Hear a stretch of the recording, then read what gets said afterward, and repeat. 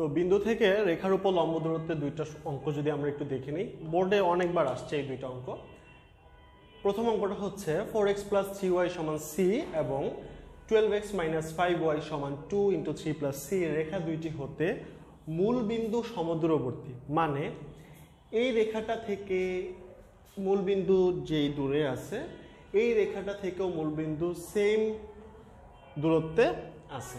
So আমরা যেটা করব, মূল বিন্দু থেকে এই রেখার উপর লম্ব দূরত্ব বের করব। মূল বিন্দু থেকে রেখার উপর লম্ব দূরত্ব কি? 4 × 0 + 3 × 0, সিটা ডান পাশে আছে, আমি বাম পাশে দিয়ে দিব, -c একটা মডুলাস হবে, নিচে হচ্ছে 6 স্কয়ার 4 স্কয়ার + 3 স্কয়ার। প্রথম রেখার উপর লম্ব দূরত্ব। মূল বিন্দু থেকে দ্বিতীয় রেখার উপর লম্ব দূরত্ব 12 × 0 - 5 × 0 - 2 × 3 + c মডুলাস √12 স্কয়ার + 5 স্কয়ার। তো ওরাই তো বলে দিচ্ছে যে আমাদের এই দুইটা দূরত্ব সমান, তাহলে আমরা সমান দিই, সমান দিয়ে দিলেই তো হয়। সমান দিয়ে দিলাম। এখন ক্যালকুলেশন করলে সি এর যে মান আসবে তার মধ্যে থেকে ধনাত্মক মানটাই অ্যান্সার হবে। খুব সিম্পল। তো এই জায়গাতে হবে কি -c মডুলাস, নিচে হচ্ছে 4 স্কয়ার মানে 16, 3 স্কয়ার মানে হচ্ছে 9, 16 আর 9 হচ্ছে 25 কে রুট করলে হবে 5 সমান 0, এখানে -2 3 + c, নিচে হচ্ছে 12 স্কয়ার মানে 144, 5 স্কয়ার মানে হচ্ছে 25, 169 কে রুট করলে হবে 13 মডুলাস। তো আমরা যেটা করব c/5 লিখতে পারি, আর এখানে হচ্ছে 2 3 + c লিখতে পারি মডুলাসের জন্য। এগুলো সব দিয়ে দিতে পারি, কিন্তু দুই পাশ থেকে মডুলাস যদি উঠাই বা এক পাশ থেকেও যদি উঠাই, এরকম অজানা রাশির মান নির্ণয়ের ক্ষেত্রে আমরা প্লাস মাইনাস দিয়ে দিতে হবে। আচ্ছা, এখন যদি আমরা প্লাস নেই, তোমাকে কিন্তু বলছে সি এর ধনাত্মক মান নির্ণয় করো। এখন প্লাসের জন্য সি এর ধনাত্মক মান আসতে পারে অথবা মাইনাসের জন্য, আলটিমেটলি সি এর যে মান আসবে তার মধ্যে থেকে ধনাত্মকটা নিব। এখানে বলে না যে এখান থেকে প্লাস নাও, তো প্লাস নিলাম। c/5 = 2 × 3 + c/13 বা 13c = 5 × 2 = 10, 3 × 10 = 30 প্লাস হচ্ছে 5c। এখানে আমাদের হচ্ছে 13c, 5 × 2 = 10, তার মানে হচ্ছে 30, আর এই জায়গাতে কি হবে 5 × 2 = 10, 10c। তো 10c পাশে আসলে হবে 3c সমান হচ্ছে 30, সুতরাং c এর মান হচ্ছে আমাদের 10। এটাই তো ধনাত্মক, সো এটাই অ্যান্সার। কিন্তু এমনও তো হতে পারে মাইনাস নিলেও সি এর একটা পজিটিভ মান আসতে পারে, সো ওইটাও তোমাদেরকে চেক করতে হবে। সো মাইনাস নিয়ে যদি আমরা করি c/5 = -2 × 3 + c / 13 বা 13c = -30 -10c বা এই জায়গায় আসলে হবে 23c = -30। সো এখানে আমাদের মান হবে না, কারণ হচ্ছে সি এর মানটা ঋণাত্মক চলে আসবে। সো এটাই হচ্ছে আমাদের অ্যান্সার। বোঝা গেছে? তোমাকে যে কন্ডিশন বলবে সেই কন্ডিশন অনুযায়ী সূত্র দিয়ে দিলেই হয়ে যাবে। এরপরে আসি 2 নম্বর অঙ্কটা। এ বি বিন্দুটি এত এবং এত রেখা দ্বয় হতে সমুদ্রবর্তী। আগে বলছিল মূল বিন্দু থেকে সমুদ্রবর্তী, এটা হচ্ছে এ বি বিন্দু থেকে সমুদ্রবর্তী। বোঝাই যাচ্ছে দুইটা দূরত্ব সমান দিবা, ইকুয়েশন সলভ করবা, তোমার হয় এটা আসবে না হলে ওইটা চলে আসবে। তো প্রমাণ করতে হচ্ছে এটা, বুঝছো? আচ্ছা, আমরা তাহলে শুরু করি।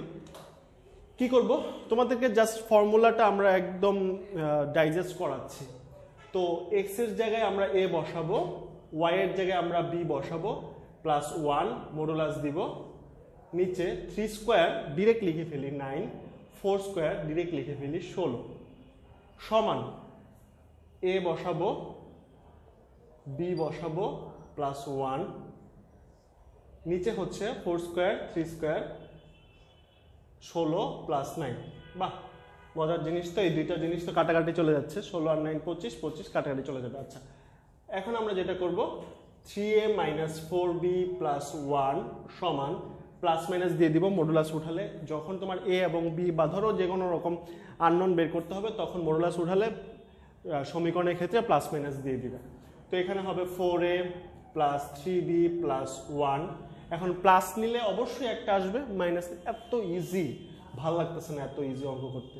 তো এখানে কি হবে 3a মাইনাস 4b প্লাস 1 সমান 4a প্লাস 3b প্লাস 1, বা 3a ওই পাশে নিয়ে গেলে হবে শুধু a, 3a ওই পাশে, মাইনাস 4b ওই পাশে নিয়ে গেলে হবে প্লাস 7b, হ্যাঁ 1 ওই পাশে নিয়ে গেলে হবে 0, তারপর 0। এই যে প্রমাণ হয়ে গেছে a প্লাস 7b, ভয় পেয়ে গেছিলাম হয়েছে কিনা, প্রমাণ হয়ে গেল প্লাস নিয়ে। এরপর আমরা যদি মাইনাস নিয়ে দেখি তাহলে মাইনাসের জন্য কি হবে 3a minus 4b plus 1 minus 4a minus 3b minus 1।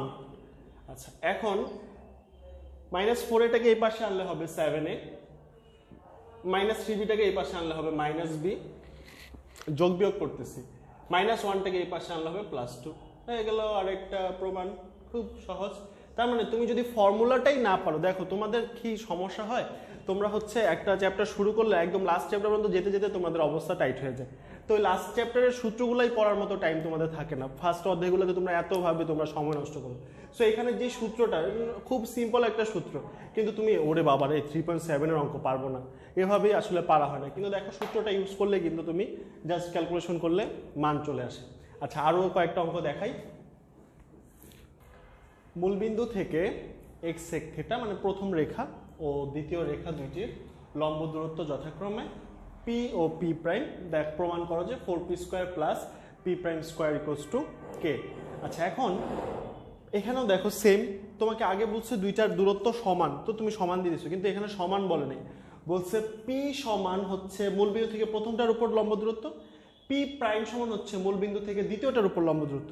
তাহলে আমরা যেটা করতে পারি, তোমার লেফট হ্যান্ড সাইডে 4p square plus p prime square, এই জায়গাটাতে p কত হবে বলো তো, p হবে মূলবিন্দু এখানে বসাও, তার মানে 0 মাইনাস 0 মাইনাস k, নিচে হচ্ছে রুট ওভার সহগ কত সেক থিটা মানে sec square theta plus minus square বা কসেক স্কোয়ার থিটা, আর পুরাটা হচ্ছে স্কোয়ার, তার মানে রুট দিব। আচ্ছা দেই প্যাটার্নটা বোঝানোর জন্য, এখানে হচ্ছে স্কোয়ার, বোঝা গেছে। পিটা হচ্ছে মূলবিন্দু থেকে প্রথমটার উপর লম্ব দূরত্ব প্লাস পি প্রাইম তার মানে দ্বিতীয়টার উপর লম্ব দূরত্ব 0 মাইনাস কে কস 2 থিটা, নিচে হচ্ছে root over cos square theta plus sine square theta, এটাও স্কোয়ার হবে। তো এই দুইটার সমষ্টি যদি কে হয় তাহলে আমাদের প্রমাণ চলে আসবে। সো এখানে 4 উপরে হবে কে স্কোয়ার, নিচে রুট কে স্কোয়ার করলে তো কাটাকাটি চলে যাবে, sec square plus cosec square, তো সেক স্কোয়ারকে লেখা যায় 1 বাই কজ স্কোয়ার, কোসেক স্কোয়ারকে লেখা যায় 1 বাই সাইন স্কোয়ার, ক্যালকুলেশনের জন্য আমরা করলাম। প্লাস এখানে কস স্কোয়ার প্লাস সাইন স্কোয়ারের মান কত আমরা জানি 1, সো এটা তো বাদ, আর এখানে থাকবে শুধু কে স্কোয়ার কস স্কোয়ার 2 থিটা। এই পর্যন্ত বোঝা গেছে? আচ্ছা এখন এখানে যদি আমি লসাগু করি তাহলে কি হবে, cos square theta sine square theta, আর এখানে হবে sine square theta plus cos square theta, sine square theta plus cos square theta, নিচে cos square theta into sine square theta, উপরে হচ্ছে আমাদের যে কে স্কোয়ার সেই K square cos square 2 theta. দেখো ধৈর্য ধরে ক্যালকুলেশন নির্ভুলভাবে করলেই তোমার অঙ্ক প্যাচ কখনো লাগবে না। তো এখানে sine square plus cos square মান কত 1, আর যেহেতু এটা 1 বাই সামথিং আছে এটা উপরে উঠে যাবে, তার মানে 4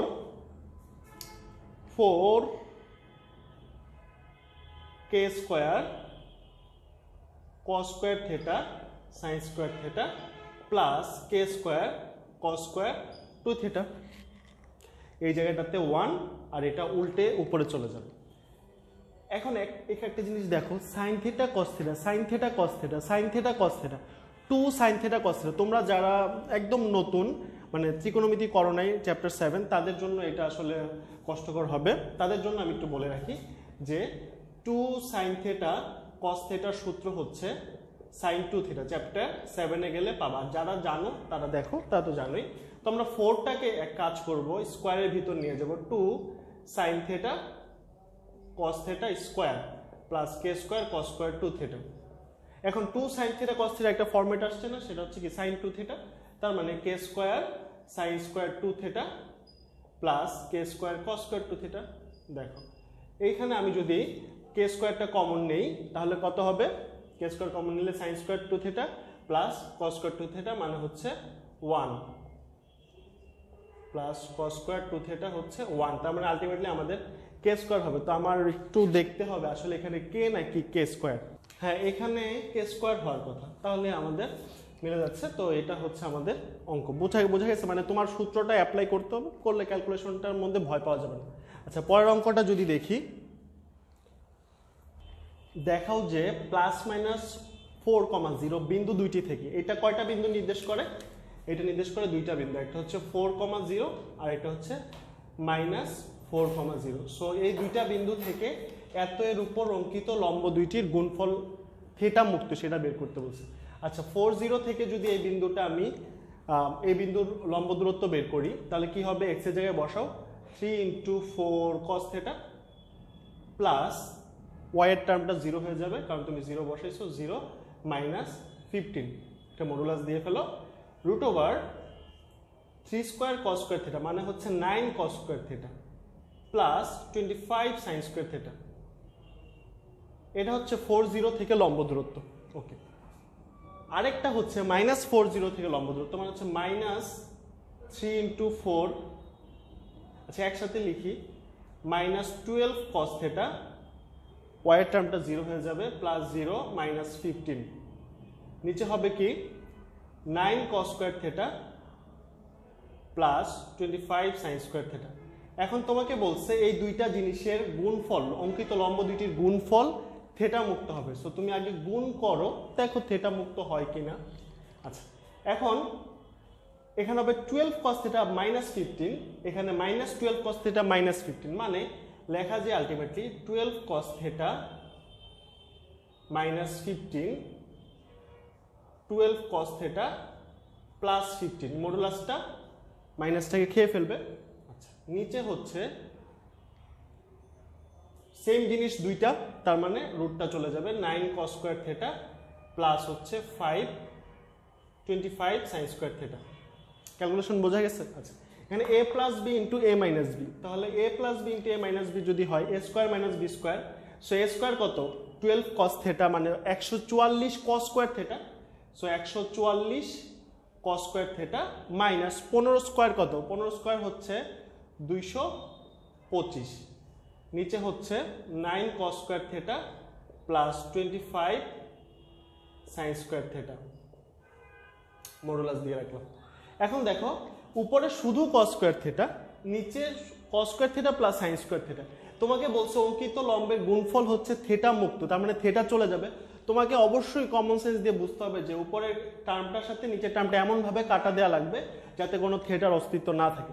তাহলে উপরে তো টার্মই আছে একটা cos স্কয়ার থিটা, নিচে টার্ম আছে cos স্কয়ার থিটা আর sin স্কয়ার থিটা, দুইটা টার্ম আছে। তাহলে আমরা কি করব, হয় নিচেরটাকে ভেঙে দিব, যেমন 9 cos square theta plus sin square theta কি লেখা যায় 1 - cos স্কয়ার থিটা, মানে 25 - 25 cos স্কয়ার থিটা,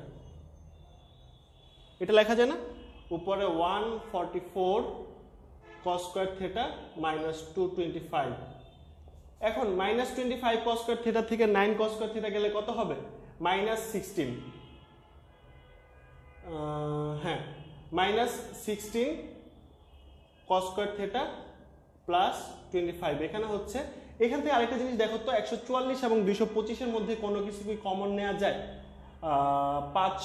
5 তো কমন নেওয়া যায় না, 9 যদি কমন নেই, ক্যালকুলেটরটা কোথায়, তো 9 যদি কমন নেই তাহলে আমাদের যেটা হবে এখানে হবে 144 এর জায়গায় হবে 16 cos স্কয়ার থিটা মাইনাস এখানে হবে 25 মডুলাস। তাহলে দেখো তো দুইটা একই রকম হয়ে যাচ্ছে না, তো একই রকম হয়ে গেলে এখানে আমি একটা মাইনাস কমন নিতে পারি, মাইনাস কমন নিয়ে কাটাকাটি করে দিতে পারি, উপরে আসবে -9, তো আলটিমেটলি আমাদের মান আসবে 9। এটা কি থিটা মুক্ত না, এখানে কোনো থিটা আছে উত্তরের মধ্যে, কোনো থিটা নাই। তার মানে দেখো খুব সহজে আমরা দুইটা অঙ্ক করে ফেললাম। মানে তোমাকে কি করতে হবে, সূত্রটা বুঝতে হবে, এই সূত্র যে দেয়া লাগবে সেটা বুঝতে হবে, যে শর্ত বলবে সেই শর্ত অনুযায়ী তোমার মানে বুকে সাহস রেখে সামনে দিয়ে এগিয়ে যেতে হবে। দেখি এরপরে আরও কয়েকটা কোয়েশ্চেন করি। আচ্ছা, এই তিনটা অঙ্ক দেখো, যদি তিনটা অঙ্ক দেখি তাহলে আমাদের মোটামুটি বিন্দু থেকে রেখার উপর দূরত্বের কনসেপ্টটা আরও বেশি ক্লিয়ার হয়ে যাবে। তিনটা রেখাতে আমাদেরকে সমীকরণ নির্ণয় করতে হচ্ছে, সমীকরণ নির্ণয় করো, সমীকরণ নির্ণয় করো, সমীকরণ নির্ণয় করো, মানে বিন্দু থেকে রেখার উপর লম্ব দূরত্ব দেয়া আছে। দেখো একটি সরলরেখা অক্ষ দুইটি থেকে সমমানের যোগবোধক অংশ কেটে নেয়, মূল বিন্দু থেকে তার উপর অঙ্কিত লম্বের দৈর্ঘ্য 4, লম্বের দৈর্ঘ্য দেয়া আছে। মূল বিন্দু থেকে 7 একক দূরত্বে এত রেখার উপর লম্ব সামথিং দূরত্ব দেয়া আছে, এত বিন্দু থেকে এত রেখার এত একক দূরবর্তী দূরত্ব দেয়া আছে। তিনটা অঙ্ক আমি একসাথে করব। একটি সরলরেখা অক্ষ দুইটি হতে সমমানের যোগবোধক অংশ ছেদ করে, তার মানে আমাদের যে ফরম্যাট হবে x/a সমমানের বলছে y/a সমান 1 বা x প্লাস y সমান a। এখন এই এর মান জানলে আমাদের কাজ শেষ। পরেরটা দেখি, মূলবিন্দু থেকে 7 একক দূরে এবং এত রেখার উপর লম্ব রেখার সমূহের দূরত্ব, মানে হচ্ছে আমার যে রেখাটা দেয়া আছে তার লম্ব রেখা, তার মানে তার লম্ব রেখা মানে কি ডিজিট চেঞ্জ হয়ে যাবে, প্লাস k সমান 0। তার মানে এখানে তো এখানে আমার k এর মান বের করলেই শেষ হয়ে যাবে। তারপরে 8, ও আচ্ছা এটা 7, এটা 6, এটা হচ্ছে 5, ওটা কোনো সমস্যা না। তো 7 নাম্বার কি বলছে, এত বিন্দু থেকে এত একক দূরবর্তী, এটা পরে আসি, এত রেখার সমান্তরাল মানে প্রথম দুই ডিজিট সেম থাকবে, প্লাস k সমান 0। আমার কথা কি বুঝতে পারছো? আমাদের যে সমীকরণ বের করতে বলছে সেই সমীকরণ তিনটা হচ্ছে এই তিনটা। এখন আমাদের প্রথমটার জন্য a বের করতে হবে, পরেরটার জন্য k বের করতে হবে, পরেরটার জন্য k বের করতে হবে, তাহলেই হয়ে গেল। এখন বলছে এটা বলছে মূল বিন্দু থেকে এই রেখার উপর লম্ব দূরত্ব 4, তুমি শর্ত দাও মূল বিন্দু থেকে মডুলাস √1² প্লাস 1² সমান হচ্ছে 4। মূল বিন্দু থেকে এই রেখার উপর লম্ব দূরত্ব হচ্ছে 7, 0 প্লাস 0 প্লাস k মডুলাস নিচে হচ্ছে 4² প্লাস 3² ইকুয়ালস টু 7। 1, -2 বিন্দু থেকে, তার মানে 3 × 1 4 × -2 প্লাস k নিচে 3² প্লাস 4² ইকুয়ালস টু 7.5। এখন এখান থেকে a বের হবে, এখান থেকে k বের হবে, এখান থেকেও k বের হবে। রুট দাও নেই, আমি দিচ্ছি দেখো। আচ্ছা, এই জায়গাটাতে মডুলাস a এখানে হবে a সমান 4√2, আর মডুলাস উঠালে সেটা হবে প্লাস মাইনাস। তোমাকে বলছে না যোগবোধক, তার মানে শুধু প্লাস হবে, a সমান 4√2। শেষ। আমাদের সূত্র হচ্ছে সমীকরণ হচ্ছে x plus y equals to 4√2। অঙ্কের উত্তর শেষ। তারপরটা দেখি, জাস্ট শুধু তুমি ক্যালকুলেশন করবা। 4² মানে হচ্ছে 16, 3² মানে হচ্ছে 9, 5 হবে, তার মানে হচ্ছে √+−7√5। ক্যালকুলেশন ভুল হইতে পারে, তো প্যাটার্নটা তো বুঝছো। এখানে হচ্ছে মডুলাস কে, এখানে সরি ভুলই হয়েছে, কারণ এখানে √5 না, এখানে হচ্ছে 5, তার মানে আমিও তো বলি 7√5 কেমন হয় মানটা, তো +−35।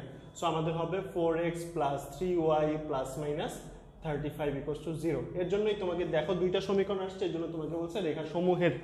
এখানেও সেম ভাবে করো, তো এখানে হবে 3 - 8 মানে হচ্ছে -5 প্লাস k মডুলাস, এটা হচ্ছে সেম 5 দিয়ে রাখি।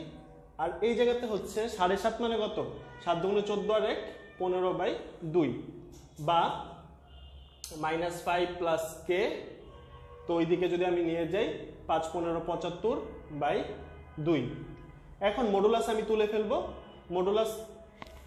মডুলাস যদি তুলে ফেলি তাহলে একটা প্লাস মাইনাস আসবে, শুধু প্লাস দিয়ে যদি আমি করি তাহলে -5 প্লাস k সমান 75/2 বা -10 প্লাস 2k সমান 75। এটা বড় হয়ে গেছে অঙ্ক, বা আগেগুলা মূলবিন্দু দেওয়া ছিল তার জন্য, বা ওই পাশে নিয়ে গেলে। আচ্ছা, ক্যালকুলেশনটা একটু দেখে নি কেমন কেমন লাগতেছে। ঠিকই আছে ক্যালকুলেশন। তো এখানে হবে 85 তো কে এর মান হচ্ছে আমাদের 85/2। আচ্ছা, এখন সেম ভাবে যদি আমি মাইনাস নিয়ে করি, এটা ক্যালকুলেশন তোমরা করে নিও, তাহলে কে এর মান আসবে কত, -65/2। এখানে -10 + 10, হ্যাঁ -65/2। তাহলে এটা তোমরা করে নিও। এখন আমরা যদি এই জায়গাটাতে মান বসাই কত হবে, একটা হবে 3x + 4y + 85/2 = 0, আর একটা হবে 3x + 4y - 65/2 = 0। 2 দিয়ে গুণ করে দিলে 6x + 8y + 85, 6x + 8y - 65, কোনো ব্যাপার না। এই হচ্ছে মানে বিন্দু থেকে রেখার উপর লম্ব দূরত্বের যত অ্যাঙ্গেলে অঙ্ক করা যায় সবগুলো অ্যাঙ্গেলে অঙ্ক দেখালাম। এখন দুইটা রেখার উপর মানে দুইটা সমান্তরাল রেখার মধ্যবর্তী লম্ব দূরত্বের দুইটা অঙ্ক দেখালে মোটামুটি দূরত্বের সূত্র শেষ। এরপরে আরেকটা কনসেপ্ট থাকবে, সেই কনসেপ্ট দিয়ে আমি পরের লেকচারটা কভার করে দিব। তো 8 নম্বর কোয়েশ্চেনটা হচ্ছে এত এবং এত রেখার মধ্যবর্তী দূরত্ব, মানে দুইটা রেখা দেখো সমান্তরাল, দেখে বোঝা যাচ্ছে এই দুইটা সমান্তরাল রেখার মধ্যবর্তী দূরত্ব। তুলি দিয়ে করে ফেলবো। কি করব, মনে আছে মডুলাস দিব c1 - c2, নিচে হচ্ছে √3² + 4² -8, নিচে হচ্ছে 5, এই মডুলাসের জন্য হবে 8/5। শেষ আমার অঙ্ক। তারপরে অঙ্কটা দেখি। 9 নম্বর অঙ্ক হচ্ছে এত রেখার সমান্তরাল রেখা। তো যেহেতু রেখার সমান্তরাল রেখা বলে ফেলছে, তোমার অবশ্যই বুঝে ফেলতে হবে পরের রেখাটার উত্তর এটা হবে, যেখানে কে এর মানটা আমাদের জানা লাগবে। 3.6 একদম ঝাঁঝরা করে ফেললে এটা না বোঝার কোনো কথা না। এখন এই রেখা এবং এই রেখা তাদের মধ্যে দূরত্ব বলছে 2। এত সরলরেখার সমান্তরাল, অবশ্যই এটা সমান্তরাল, এবং তা থেকে 2 একক দূরে অবস্থিত রেখাসমূহের সমীকরণ। তাহলে এই দুইটার মধ্যবর্তী দূরত্ব কত, 2। তার মানে আমাদের ওই 8টা যদি ওই পাশে নিয়ে যাই, তার মানে -8 - k একটা মডুলাস দিয়ে দিলাম, √4² + -3² দিলাম, এইটুকু কত হবে আমাদের 2, বা মাইনাসটা মডুলাস খেয়ে ফেলবে 8 + k, নিচে হচ্ছে আমাদের 5 = 2, বা 8 + k = হচ্ছে 10, বা যদি আমি প্লাস নেই তাহলে 8 + k = ±10, তাহলে প্লাস নিলে 8 + k = হচ্ছে 10, সুতরাং k = হচ্ছে 2, মাইনাস নিলে 8 + k = হচ্ছে -10, k = হচ্ছে -18।